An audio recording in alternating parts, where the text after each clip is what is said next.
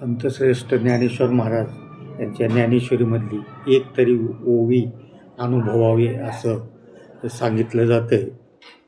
त्याचा प्रत्यक्ष म्हणजे त्या ज्ञानेश्वराच्या ओवीमध्ये रसायन आहे, औषधी आहे, भाकीत आहे, सर्व काही त्या ज्ञानेश्वरीमध्ये जडलेलं आहे. फक्त ती ओवी महाराजाची अनुभवली पाहिजे आणि ती त्याच्यातला अर्थ, गूढ अर्थ समजून घेतला पाहिजे. आता पहिले तरी काहू कोकत आहे, शकून घे माई, हे ज्ञानेश्वर महाराजांच्या ज्ञानेश्वरीमधली ओवी आहे. तिचा माझ्या खाजगी जीवनामध्ये मी 3 प्रकारचे अनुभव आत्तापर्यंत घेतलेले आहेत. मला समजून आलं काय झालं. माझ्या मुलीला पहिली मुलगी होती आणि आता दुसऱ्या डिलिव्हरीला आली तिला दुसऱ्या वेळेस. त्यावेळेस माझी इच्छा होती आता तिला मुलगा व्हावं आणि मला असं वाटत होतं की आता मुलगा व्हावा म्हणून मी लातूरून पेढे वगैरे घेऊन पूर्वतयारीनंच डिलिव्हरीच्या पहिल्या दिवशी गेलो. डिलिव्हरीला त्या दवाखान्यामध्ये लालवाडीमध्ये ॲडमिट होती आणि मग आम्ही 9-9:30ला सकाळी बसलो. बसल्यानंतर तिथे कावळा ओरडायला सुरू केला. मग माझी बायको होती सोबत. मी म्हणलं बाबा पहिले तरी काऊ कोकत आहे, शकून घे माय, मुलगा होणार मुलीला. आणि खरंच थोडं 5-10 मिनिटानं नर्स सांगत आली मुलगा झाला. हे आता ज्ञानेश्वरीची ही ओवी असं एक मी स्वतः अनुभवली. दुसरी घटना अशी आहे, माझ्या जावयाचं हॉस्पिटलला अपेटिक्सचं ऑपरेशन, त्या हर्नियाचं ऑपरेशन होतं, त्याच्यासाठी ॲडमिट होते. मग मुलीनं लेकरं सांभाळायला मला ठेवली. मुलगी डॉक्टर असल्यामुळं नवऱ्याच्या सेवेसाठी ती हॉस्पिटलला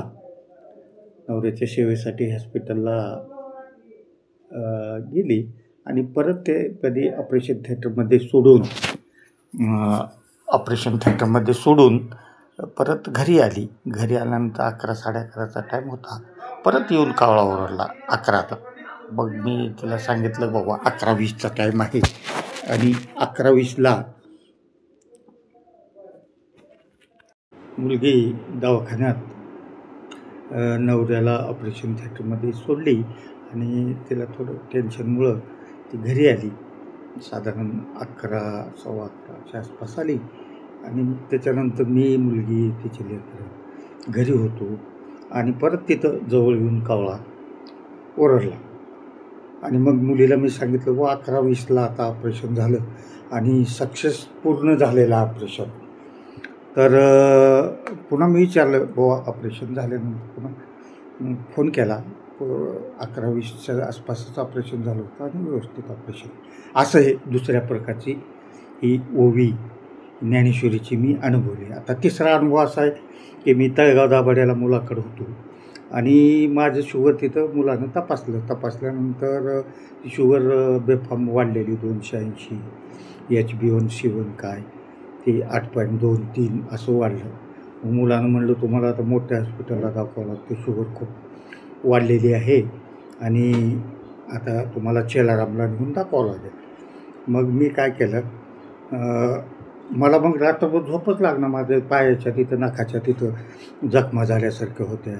शुगर वाढल्यामुळं लघवीचा त्रास होऊ लागला होता. मग मी काळजीत पडलो, आता पाय तोडावं लागतं काय ते शुगरनं, म्हणून मला रात्री झोपच लागणार गेली. मग 11 वाजता मी चिंतेत पडलो, व्हायला शुगरचं काय निघते की कुठं नाही आता चेलाराममध्ये. मग शुगर तपासलं. मग रात्री 11 वाजता मला स्वप्न पडलं. त्याच्यात अजून पुन्हा कावळा ओरडला, काव काव काव काव. परत मी पुन्हा बिंदास झालो, आता आपल्याला कसल्याच प्रकारची काही तकलीफ होणार नाही. मग दुसऱ्या दिवशी परत चेलारामला आम्ही गेलो. दिवसभर सर्व प्रकारच्या तपासण्या, कान, नाक, डोळा, लिव्हर आणि फुफ्फुस, हृदय सगळ्या तपासण्या केल्या आणि त्याच्यामध्ये सगळं एकदम ओके निघालं. त्याच्यामुळं परत मी हा अनुभव घेतला की तिसऱ्यांदा ज्ञानेश्वरीच्या ओवीची सत्यता पटली. यावरून ज्ञानेश्वर महाराजांची दूरदृष्टी त्यांची तारीफ करावं तेवढं त्या ज्ञानेश्वरीच्या. अशा प्रकारे मी माझ्या खाजगी जीवनामध्ये पहिले तरी काऊ कोकत आहे, शकून घे माये ह्या ओवीचा प्रत्यक्ष 3दा मी आत्तापर्यंत मला जसं समजायला लागलं आता काल परवापासून अनुभव घेतलेला आहे.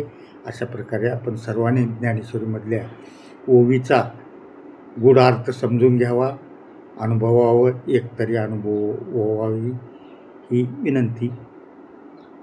आणि मी माझे 2 शब्द संपवतो.